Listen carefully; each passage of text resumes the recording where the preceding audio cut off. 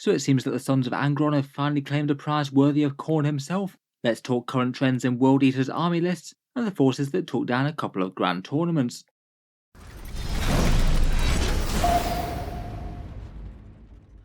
Hello and welcome back to Auspex Tactics, where today we're talking World Eaters once more, and today I thought we'd check in on the faction to see how they're doing on the competitive scene, an army that's generally been performing very strongly, but hasn't actually taken down all that many events since the Codex came out, lots of near misses but no actual big wins till recently. Let's talk about a couple of common trends in army lists and the two armies that won the tournaments. The World Eaters Codex is basically the very last one of 9th edition. Angry Angron's angry space marines who charge forward at you and hit you very hard with a chain axe, whether they're Khorne berserkers, 8-bound, or some guy riding a juggernaut. They do seem to be doing pretty solidly in events these days. Their win rate's pretty high, decently at around about 54%. If anything, it's gone up a little bit since the Codex first came out. It does seem like they're around about the top 5 or so factions in the game right now, at least by this metric. Arguably some of the top armies right now are Dark Angels and Genestealer cults, sitting at around about 58% or so, and there's a few other challengers like Iron Hands and Chaos Demons and maybe Orcs sitting on a sort of similar level. As mentioned, so far they had a bunch of podium places but no actual wins. I did suspect that it was only a matter of time with those sort of stats though, and the two armies that did win were kinda similar. I guess if there ever was going to be a codex when there was going to be some fair convergence on army builds, it was probably going to be World Eaters. The Codex is a pretty simplistic one, not really all that many unit choices that really synergize with their core strategy, and with the Codex without all that many different options of how you might play the faction, a lot of list builds do look a bit similar. For a very rough breakdown of the army, in general you'll either want either Lord Invocatus or Angron to be leading the force. More people seem to be using Lord Invocatus with his enormous pre-game move for units of 8-bound over the Red Angel himself, but both do seem to be being played at least a bit. And then for the most part lists tend to build around Berserkers and Rhinos, plus a few units of both types of 8-bound for mainline damage dealers. Terminators seem to be very neglected. Jackals might be there occasionally, but usually in a very small supporting role. Almost every list wants 2 or 3 spawn units, cheap walking blood tithe points where it's kind of impossible to go wrong with. If they die then you get an army-wide boost, if they kill something then all well and good. And at least compared with some factions, they seem to at least use allies fairly regularly. I've seen a fair few lists using a few shooty war dogs to maybe hold down home field objectives while everything goes charging up. The Arcs of Omen detachment is almost always built around the elite one to get more 8-bound. The World Eaters just don't really have all that much interest in heavy support, and the only fast attack slot is the spawn, so no need to get more fast attack slots either.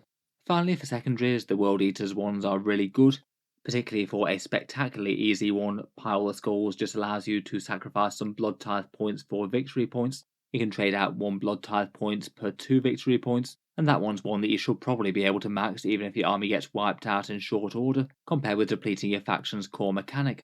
The other two are definitely fine though, just rewarding killing things and fighting for the central objectives, which is likely to happen anyway.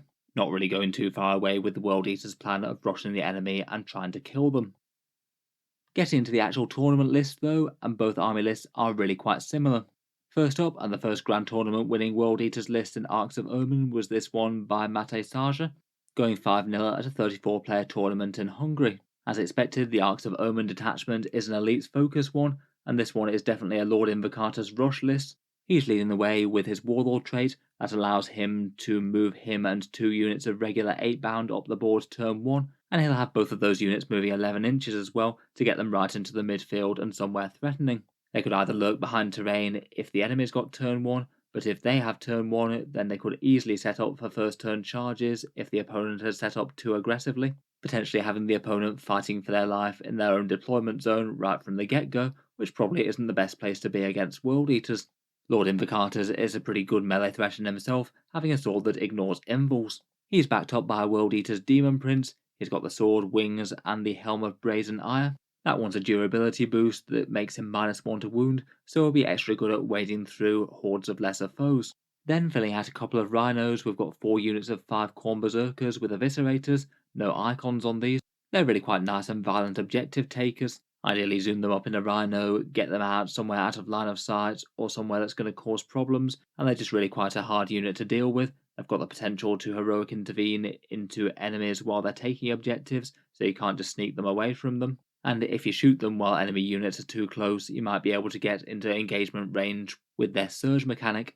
This list though goes spectacularly heavy on the 8 bound, 3 units of 5 regular ones with the champion on the lacerators for all the strength 8 damage 3 attacks.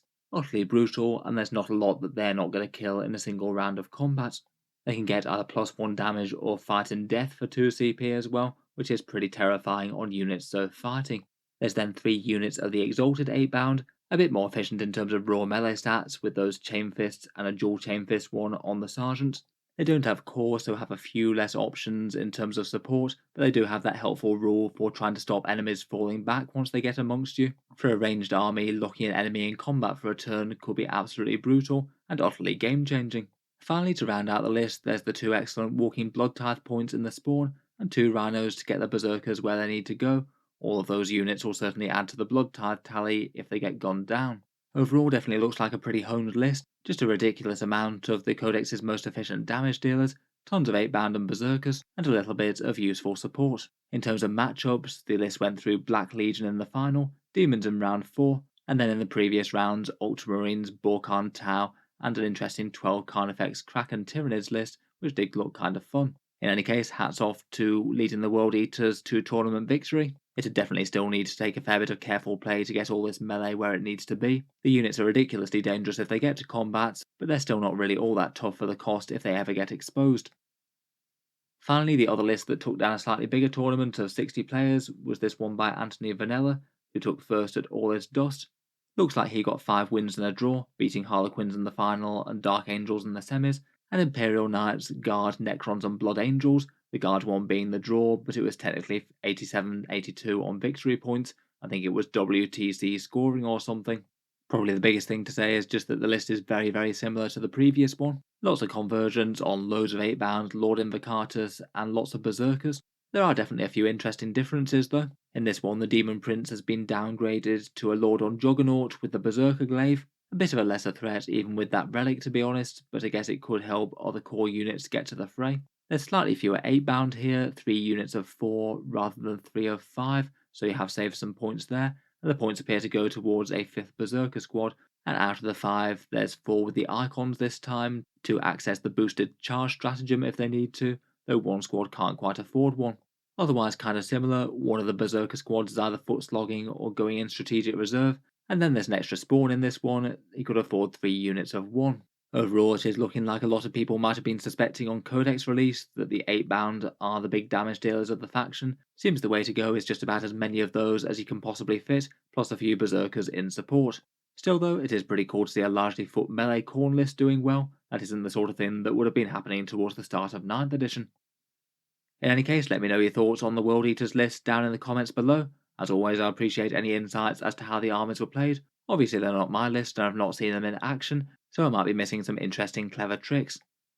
If you enjoyed the video, then feel free to subscribe to Auspex Tactics. I'll certainly keep the regular 40k discussion videos coming, and if you'd like to see another World Eaters one, I'll leave a link to my World Eaters unit tier list down in the video description. Finally, if you have been enjoying all the videos on the channel, I would just like to mention that Auspex Tactics does have a Patreon page as well, and you can find that linked down in the description below as well. Channel patrons do get a few advantages, seeing certain videos early, regular votes to see what sort of things come next on the channel, and automatic entry into the regular prize giveaways with a chance to win some big model kits each month. If any of that sounds good to you, or you'd just like to help support, the link is down in the video description. In any case, an absolutely massive thank you for listening, and I'll hope to see you guys next time.